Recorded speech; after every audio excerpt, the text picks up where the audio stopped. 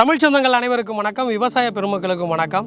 தலைஞ்சு நிற்கும் கருது எருது போலவே எங்கேயும் நாங்கள் தலைச்சு நிற்போம் அப்படின்னு சொல்கிற மாதிரி தலைமுறையாக விவசாயம் செய்து கொண்டிருக்கக்கூடிய தஞ்சாவூர் மாவட்டம் உரத்தநாடு வட்டம், அதுக்கு பக்கத்தில் இருக்கக்கூடிய தெற்கு நத்தம், இங்கே விவசாயம் செஞ்சு கொண்டிருக்கக்கூடிய ஐயா ராமச்சந்திரன் அவர்களில் தான் இப்போ நம்ம நேர்காணல் பண்ண போகிறோம்.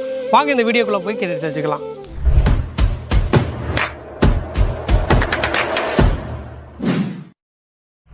ஐயா வணக்கம். வணக்கம். நல்லா இருக்கீங்களா?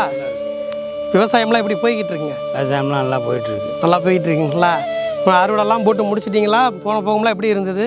போன போகத்தை இந்த போகம் நல்லா, போனதை விட நல்லா இருந்தார். மகசூல் கூட வந்துச்சு. ரொம்ப சந்தோஷம். உங்களை பற்றின ஒரு அறிமுகத்தை நம்ம மக்கள்கிட்ட கொடுக்கலாம். என் பேர் ராமச்சந்திரன், ஒரத்தநாடு மாவட்டம், ஒரத்தநாடு வட்டம், நடுவூர் வட்டம், நடுவூர் மாவட்டம், தெற்கு நத்தம். அதில் வயலில் நல்லா போகமும் நல்லா விளையுது. இப்போ இந்த போகம் போன போகத்தோடு இந்த போகம் கூடுதலாக மகசூல் வந்துச்சு. சரி, நல்ல விதமாக வந்திருக்கு. நல்ல விதமாக வந்திருக்குது. இது முன்னாடி வேறு ஏதாவது விவசாயம் பண்ணியிருக்கீங்களா? நெல் மட்டும் தான் பண்ணி? இல்லை, கடலையும் போட்டிருக்கோம். கடலையும் போட்டிருக்கீங்க. இதே மண்ணில் தான் போட்டிங்களா? இதே மண்ணில் தான் போட்டிருக்கோம். பயிர் சுழற்சியாக மாற்றி மாற்றி பண்ணிகிட்ருக்கீங்க? ஆமாம், மாற்றி மாற்றி பண்ணிகிட்ருக்கோம். நெல் அப்படின்னு பார்க்கும்போது இந்த நெல்லெலாம் வந்து உங்களுக்கு தூர் கட்டுறது வைக்கிறதெல்லாம் வந்து எத்தனை நாளில் கட்டுது? இது தூர் 30 நாளைக்கு மேலே தான் கட்ட ஆரம்பிக்கும். 30 நாளைக்கு மேலே தான் கட்டுது. தூர் கட்டுற ஏதாவது பிரச்சனை எதுவும் வருதுங்களா? பிரச்சனை செவந்து போய் வருது. செவந்து போய் எதனால வருது? மண் உரச்சத்து இல்லாதனாலே என்னன்னு தெரியல.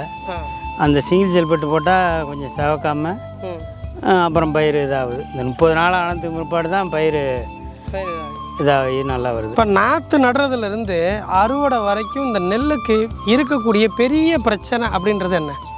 பெரிய பிரச்சனை அப்படியே செவந்து குந்தி போய் அப்புறம் தான் கிளம்புது. செவந்து குந்தி போய் அப்புறம் தான்? ஆமாம், 30 நாள் நட்டு 30 நாளையில் தான், அதுக்கு முற்பாடு தான் நடவு. அப்புறம் ஒரு 15-20 நாளுக்குள்ள நடவு இதெல்லாம் இதாகி இல்லை ஒத்தாப்பில் அப்படியே வந்துடும். இப்போ நெல் அறுவடை பண்ணுறீங்கல்ல, இது எத்தனை குவிண்டால் வரும்? இப்போ நீங்கள் எத்தனை ஏக்கரில் பண்ணிகிட்ருக்கீங்க?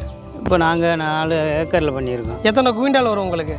இது 100க்கு 12 மூட்டை 13 மூட்டை ரேட்டு வந்துச்சு. இப்போ 100க்கு 12 மூட்டை 13 மூட்டை வரும். போதுமான அளவுக்கு உங்களுக்கு வருமானம் கைக்கு மிஞ்சுது? ஆமாம், இந்த போகம் 13 மூட்டை வந்துச்சு. இந்த குருவ பருவத்தில் இப்போ பண்ணிக்கிட்டு இருக்கீங்க.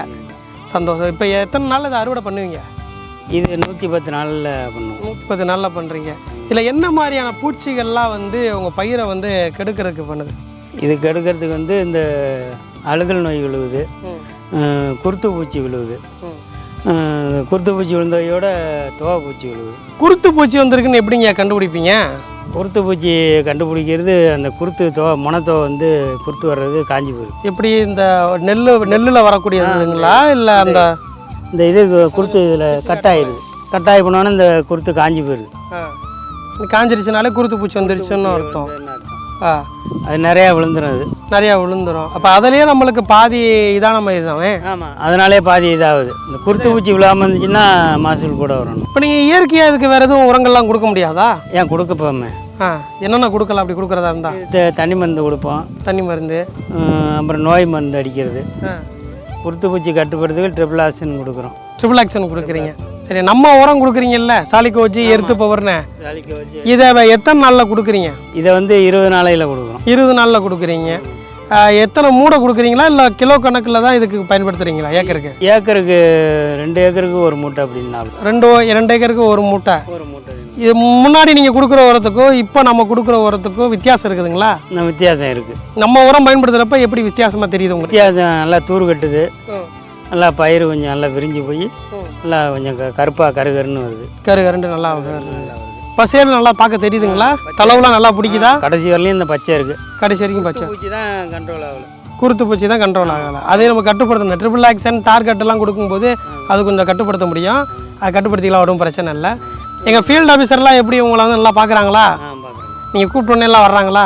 சொல்லணும்னா வர்றாங்க. இப்போ நீங்கள் ப்ராடக்ட் வாங்குறீங்கன்னா ப்ராடக்ட்டை வந்து இருக்கிற இடத்துல இருந்து இப்படி பயன்படுத்துக்குன்னு சொல்கிறாங்களா இல்லை நேரில் வந்து செய்யுங்கன்னு சொல்கிறாங்களா?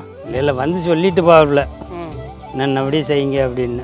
நீ விவசாயத்தை பற்றி இளைஞர்கள்லாம் என்ன சொல்கிறாங்க அப்படின்னு பார்த்தீங்கன்னா, விவசாயம் பண்ணணும் ஆனால் அதெல்லாம் படித்து தான் பண்ண முடியும் அப்படின்ற மாதிரி சொல்கிறாங்க. உண்மையிலேயே படித்து தான் விவசாயம் பண்ண முடியுமா இல்லை நம்ம நேர களத்துக்கு உங்கள் கூட வந்தாலே பண்ண முடியுமா? எங்களோட வந்தால் பண்ண முடியும். இப்போ இந்த பையன்லாம் படிச்சுக்கிட்டு தான் இருந்தாப்புல. அப்புறம் நான் பண்ணிக்கிட்டு இருந்தோம். அப்புறம் எங்களோடய தொடர்ந்து விவசாயம் பண்ண ஆரம்பிச்சிட்டாப்புல. சொன்னதுக்கு போட வேலைக்கு போடாந்து போம்டான்ட்டான். நானும் காட்டிலே உழுதுக்கிறேன் மேட்லேயே நடந்துக்கிறேன்ப்பா அப்படின்ட்டாரா? பார்த்துக்கிறேன் அப்படின்ட்டாப்புல. காடு மேடு ஏறு உழுது நடந்து போனால் பொழுது போகிறது வைக்கிறது தெரியாது, அப்படி கணக்கில் போய்க்கு இருக்குது. இப்போ அதோட பார்த்துக்கிட்டு இருக்காப்புல. ரொம்ப சந்தோஷங்கய்யா, அவங்க கூட பேசுனது ரொம்ப மனசு நிறைவாக இருக்குது. பெரும்பான்மையாக விவசாயத்தை அதிகமாக இளைஞர்கள் இன்னைக்கு விரும்பினாலும் கூட அதை நுணுக்கத்துக்காகத்தான் படிக்கிறாங்களே தவிர அந்த நுணுக்கத்தை வந்து இயற்கையோடு ஒன்றி அன்றிலிருந்து இன்னை வரைக்கும் பதுக்கக்கூடிய நம்மளுடைய பெரியவங்க கூட வந்து இன்றைக்கி நிறைய பேர் வந்து அதை பகிர்ந்துக்கிறல, அதை சேர்ந்து பயணிக்கிறது என்பது கிடையாது. ஆமாம், சேர்ந்து பயணிச்சா இதாக இருக்கும். கண்டிப்பாக நல்ல ஒரு மாற்றம் கிடைக்கும். சொர்க்கம் விளையக்கூடிய ஒரு பூமி, பசுமை தலைக்கக்கூடிய ஒரு பூமி சோழ தேசம் அப்படின்றது அந்த சோழனுடைய பெருமை சாம்ராஜ்யத்தை சொல்லக்கூடிய இந்த அரிசி தரக்கூடிய ரகத்தில் தான் இருக்குது. இன்றைக்கி நிறைய ரகங்கள்லாம் வரலாம், ஆனால் எல்லா ரகமும் வந்தாலும் நம்ம சாப்பிட்ற சாப்பாடு அரிசி ஒன்று தான், பேர் தான் வித்தியாசமே தவிர அரிசி ஒன்று தான். அந்த அரிசியை சுத்தமாக இயற்கை முறையில் கொடுப்போம், இயற்கையை சுவாசிப்போம். தொடர்ந்து எங்களோடு பயணிங்கள். மீண்டும் உங்களை சந்திக்கிறேன். நன்றி, வணக்கம்.